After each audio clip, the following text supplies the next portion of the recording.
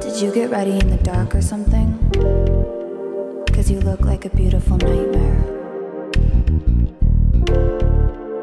Don't you know?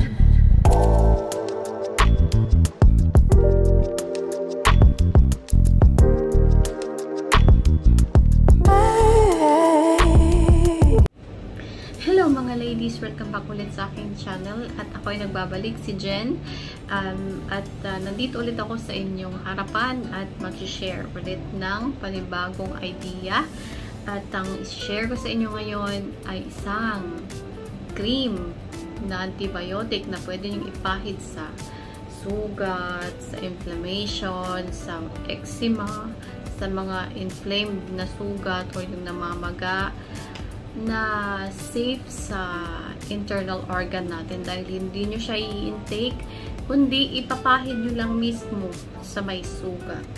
Okay? At gagaling na siya. Dahil na-try ko na ito, kaya sinishare ko sa inyo. Okay? Ang cream na ito ay tinatawag na antibiotic. Okay? Na pinapatay niya yung bad bacteria at germs na parang antibiotic din na iniinom, pero ito safe dahil ipapahid nyo lang siya mismo dun sa sugat or sa affected area. Okay? So, meron siyang tatlong klase. So, ang una ay ang Fusidin. Okay? Ano ba ang Fusidin? So, ang Fusidin ay ay hango sa pangalang fusidic acid, isang kind ng antibiotic na ginagamit para sa sugat, okay? Para mag-heal siya ng mabilisan. At ito rin ay ginagamit sa mga taong merong eczema, yung mga makakati, yung may parang nagtutubig-tubig na makakati na ang sarap kamutin, yun, pwede nyong ipahid lalo na sa mga kamay. Kung meron kayo dyang parang yung makating-makati na nagtutubig, ayun, gamot po yun doon. O meron kayong parang ring, meron ako. Yun ang ginagamit ko. So, meron ako dito at meron din ako sa kilikili. Ayan po. Ayan o. Yan. So, ayan, makating-makati po siya. Pero once na pinahid nyo po ang Fusidin, na ito yung gamit ko, talaga siya, mag-heal talaga yung sugat o yung makati na part ng inyong balat. Lalong-lalo na sa inyong sugat o infected na yung sugat ninyo o nagnanana lalo na. Pero once na ipahid nyo po ito, make sure na hugasan nyo muna yung affected area, at kung meron kayong betadine or something na solution, so pwede nyo siyang hugasan muna para lalong malinis at mamatay yung bacteria at mabilis mag-heal ang inyong mga sugat. So yun ang Fusidin cream. Yun namang isa is Fusidin H. Yung Fusidin H, biotic, pero meron siyang halong hydrocortisone. Ano yung hydrocortisone? Ito yung mild steroid.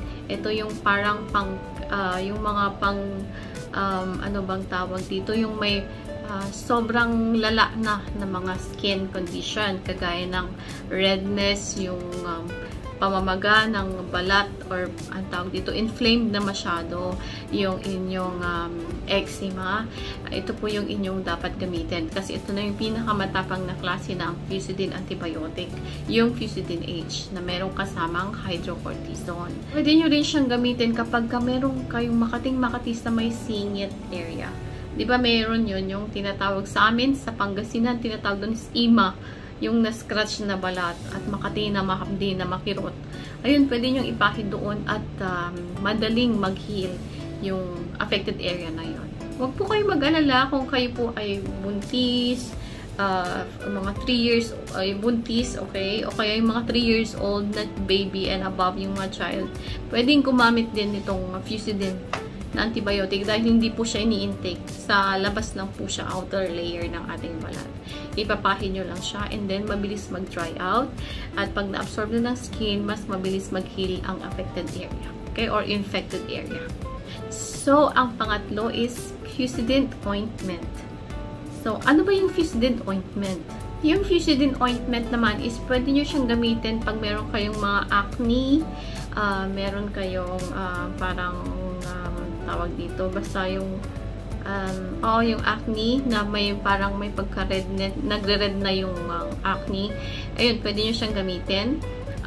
Pwede nyo rin siyang gamitin sa spots.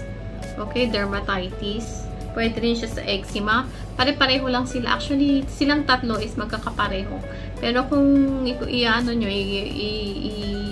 i-define nyo yung isa-isa, meron silang kanya-kanyang usage. Yung Fusidin na cream, pwede nyo siyang gamitin sa mga atopic, yung tawag dun, yung mga parang pang-eczema na yung nag-uumpisa pa lang. Okay? Yung Fusidin H naman is yun yung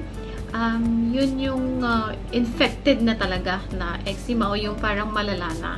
Tapos, yung Fusidin ointment naman is pwede nyo siyang gamitin sa mga acne. Okay? So, yung mga parang meron kayong eczema or something na may problem, fungal, mga ganon. Pwede nyo gamitin yung Fusidin ointment. Okay? O, pwede rin siya sa infected na sugat o yung tawag dito, yung may mga nana na rin na mga sugat. So, parang pare-pareho lang sila.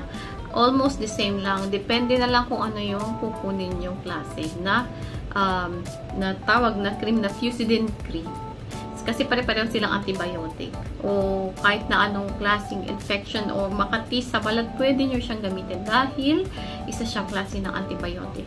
Safe siya sa inyong kidney, sa inyong liver, everything na internal organ ninyo. Kaya, yun na lang gamitin nyo. I would suggest na yun na lang gamitin nyo. Yung Fusidin cream, Fusidin H, Fusidin ointment, yun na lang. Para safe. Para hindi na po kayo magtitake ng mga capsule na antibiotic para sa sugat. Kasi minsan may mga side effect. Although may mga side effect din naman yung Fusidin, pero hindi siya yung malala. Hindi siya yung parang kagaya ng maapektuhan ng inyong kidney, maapektuhan ng inyong liver, parang gano'n. So, maganda at mas safe siya. So, sana nakatulong na naman ako sa inyo ngayon. At i-follow nyo lang ang aking page, ang aking YouTube channel, Jen's Beauty. At marami pa po akong i-share sa inyo ng mga idea na pwede nyong gamitin at affordable na makakatulong sa inyong pang araw-araw na buhay. Okay? So, hanggang dito na lang ulit ang aking video. Ingat po kayong lahat and God bless. Bye-bye po!